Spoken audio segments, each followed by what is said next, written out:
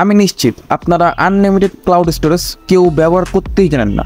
আজকের এই ভিডিওতে দেখানো হবে কীভাবে খুব সহজে আপনারা life time unlimited cloud storage ব্যবহার করতে পারবেন, তাও আবার ফ্রিতে সম্পূর্ণ।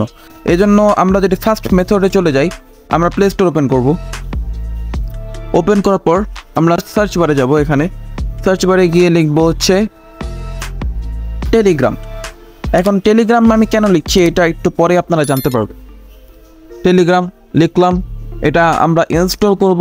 ইনস্টল করার পর আমরা এখান থেকে এটা ওপেন করি। ইনস্টল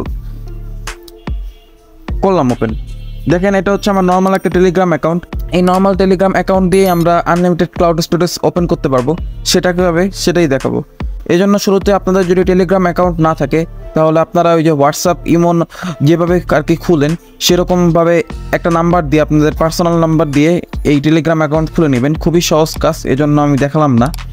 এরপর আপনারা এই যে এই কলম আইকনে যাবেন। এই কলম আইকনে যাওয়ার পর এখানে দেওয়া আছে new group, new secret chat, new channel. আপনারা এই নিউ চ্যানেলে ক্লিক করবেন। নিউ চ্যানেলে ক্লিক করার পর যে কোনো একটা নাম দিয়ে দেবেন, যেমন আমি দিলাম প্রোটোকল 71 বিডি। ও আচ্ছা, আর একটা কথা, এই প্রোটোকল 71 বিডি হচ্ছে আমার নতুন একটা ফেসবুক পেজ। এখানে আপনারা বিভিন্ন ধরনের নিউজ পাবেন, বাংলাদেশের সব ধরনের নিউজই এখানে আপনারা আপডেট পাবেন বাংলাদেশের। সুতরাং এই পেজটাকে আপনারা ফলো দিয়ে রাখেন। সো এখন আমরা এইটা খুলবো। খোলার পর এখানে টিক দেব এই নামটা দেওয়ার পর। এখন এখানে একটা গুরুত্বপূর্ণ সেটিংস, যে এটা পাবলিক চ্যানেল থাকবে নাকি প্রাইভেট চ্যানেল থাকবে। আপনারা যেহেতু আপনাদের ক্লাউড স্টোরেজটাকে প্রাইভেট করে রাখতে চান, সেক্ষেত্রে আপনারা প্রাইভেটে ক্লিক করবেন। প্রাইভেটে ক্লিক করার পর এখান থেকে আপনারা লিঙ্কটা কপি করেও নিতে পারেন, অথবা না পরেও কপি করতে পারেন, কোনো প্রবলেম নাই। আর এখন আপনারা এখানে টিক মার্কে ক্লিক করবেন।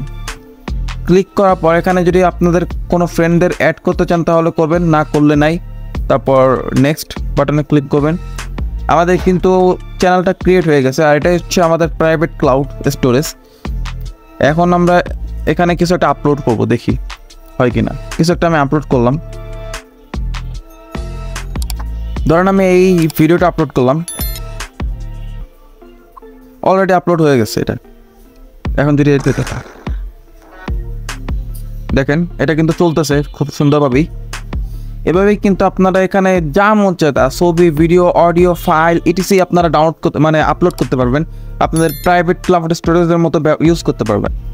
যেমন হচ্ছে আমার এই যে এই PN360, এখানে কিন্তু আমি সব ধরনের আমার যা যা ইম্পর্টেন্ট ফাইল টাইল মোড, এই যে পিক্সার্টের মোড, ক্যাপকাটের মোড, দেন হচ্ছে এখানে বিভিন্ন ভিডিও, PNG, তারপর অডিও, সাউন্ড, এগুলো সব আমি আপলোড করছি এখানে।